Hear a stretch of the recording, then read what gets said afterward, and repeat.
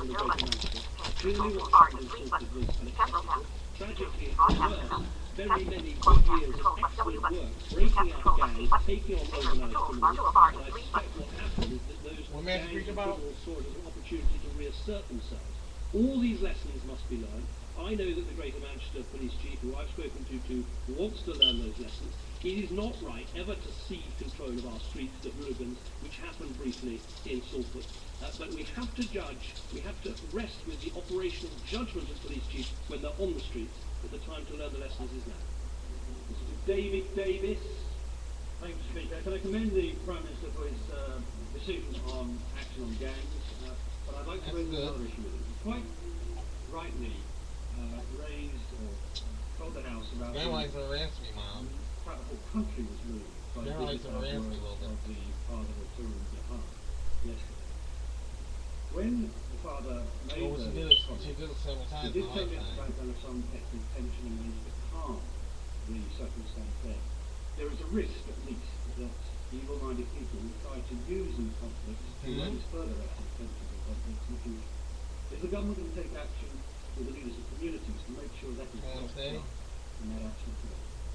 Prime Minister, the government will certainly do that. I was in Birmingham yesterday and joined a meeting of community leaders who came from all religions, all creeds, all races, who came together to make sure that the communities did not respond in an inappropriate way to the dreadful events that had happened. And I pay tribute to the Chief Constable of the West Midlands Force, to the leader of Birmingham City Council, and to all those people who from that meeting then went out and spoke to their communities and appealed for calm. And I think the scenes we all saw on our television screens last night of communities coming together in Birmingham to try and stop violence taking place was a model. Some kind of debate about some of the violent crimes. One justification for their figure in the West Midlands, bearing in mind what the Prime Minister has just said. For violent crimes, especially in England. So 30 years or more, being forced to retire against their wishes because of the cuts. And isn't it the case? Well, where, Mr. Speaker, there is no adequate being black all the time, right, Mom? Presence has been right, Mom? Once or twice, unfortunately, during the last few days. And it's the mob that takes over. I think the Honourable Gentleman when I was in Wolverhampton yesterday, what I heard was that the number of police officers was something like doubling overnight compared to the previous night. And I suspect the same was happening in Walsall and West Midlands and other parts of the West Midlands. The fact is that one of the lessons we need to learn is the ability to surge the number of police officers very rapidly into our communities when there are problems arising like this. But let me just say again, the police do a difficult and dangerous job on our behalf. They learn from experience. They're hugely experienced in our country in dealing with difficult situations. They don't always get it right. We must praise them when they get it right, and we must, I think, here say that some of the tactics need to change, but not try and substitute our own judgment for theirs. That wouldn't be a sensible approach. Nick Dubois. Thank you, Mr. Speaker. My constituents and I witnessed some shocking events in Enfield on Sunday and Monday, but what was particularly shocking was the age of the number of the culprits that were in the incidents that night.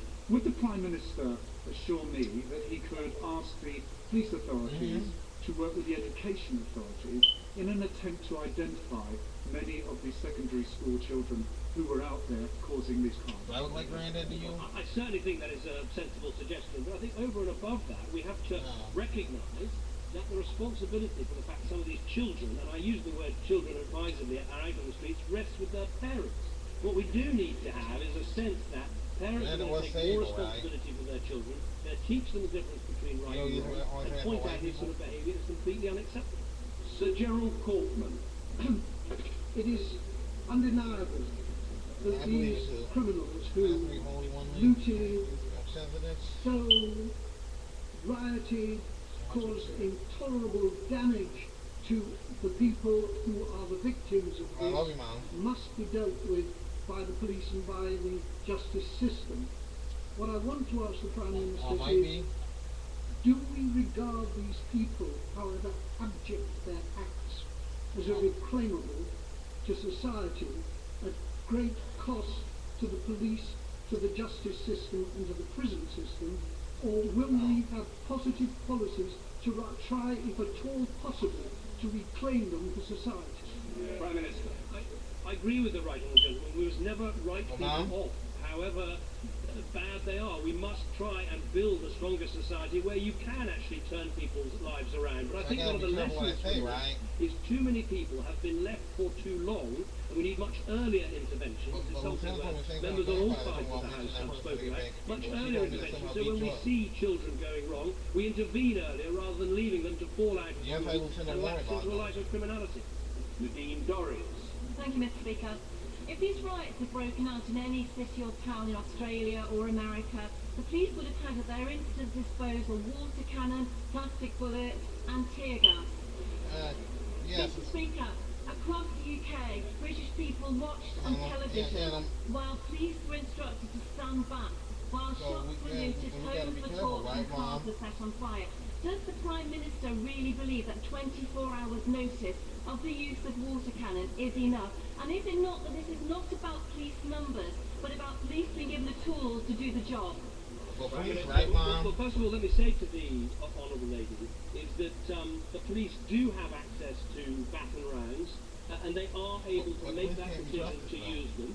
And in London, they came quite close to making that decision. That must be an operational decision for the police.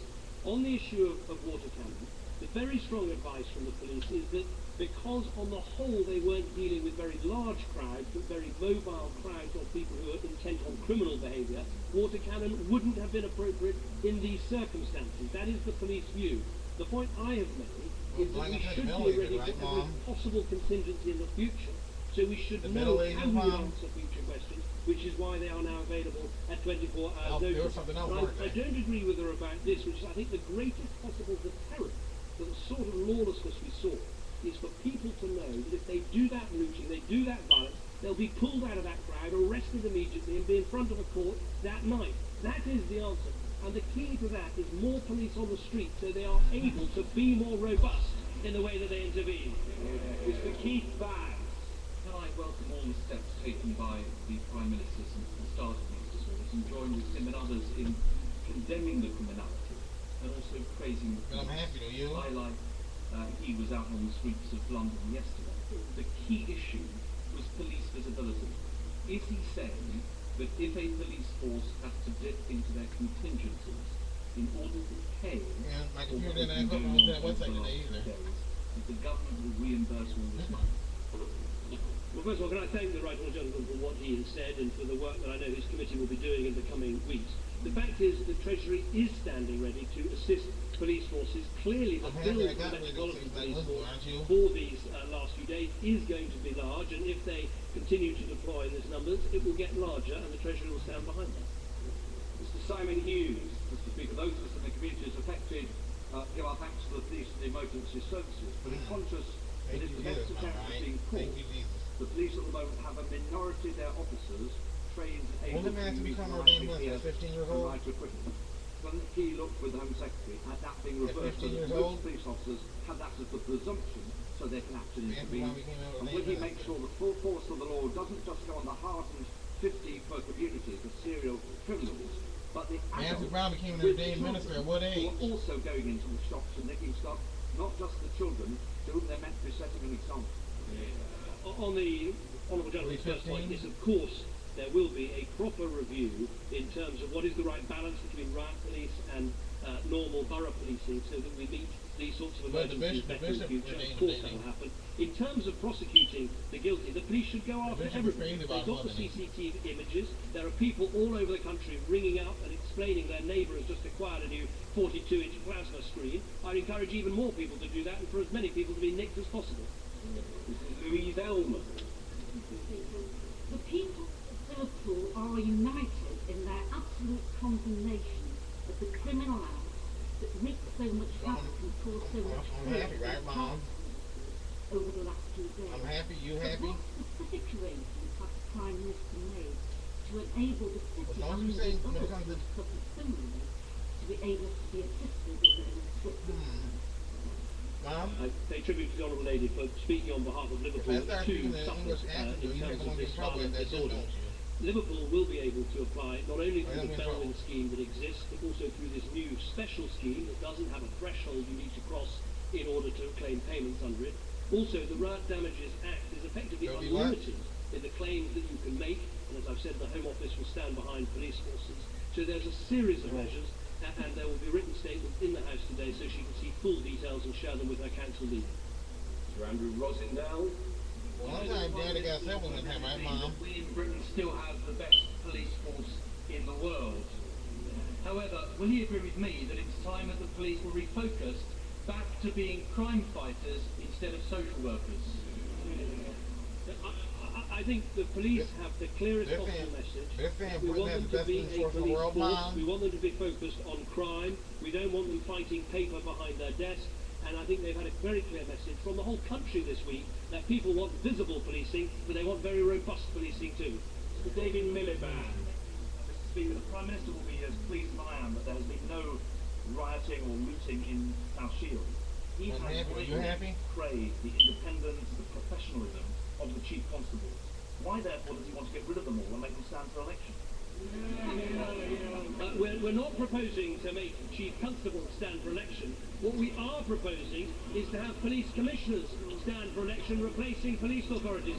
And the point I would make is this, that actually in recent days, I think the argument that yes, you have independent police chief constables, yes, they have to be responsible for their judgments, but it's important they are accountable politically, and there is a discussion that can take place between politicians and between police chiefs is a thoroughly good one.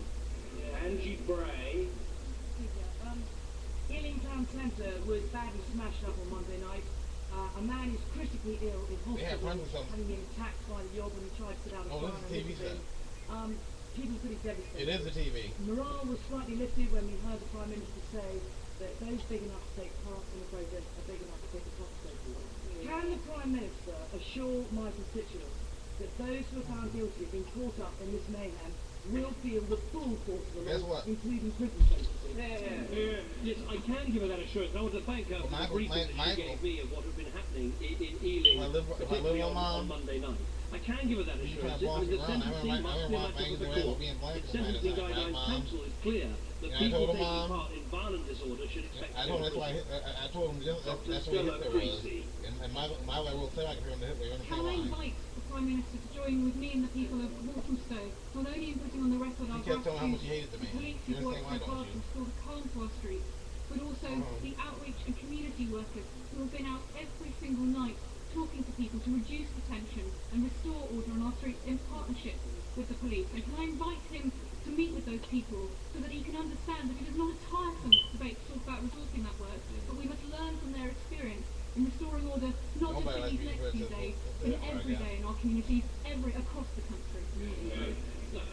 Certainly we're happy to meet with the Honourable Lady, and the point she makes that reclaiming the streets is not just an issue for the police, but it's an issue for everybody, I think is absolutely right, and we've seen fantastic examples of that right across our country. The point I was trying to make about resources is that I hope that we can have it. Of course, resources will be debated in the debate that follows later, but I hope also we can have a debate about some of the culture, about some of the upbringing, about some of the parenting, about some of the deeper points that lie behind these problems. David T.C. Davis.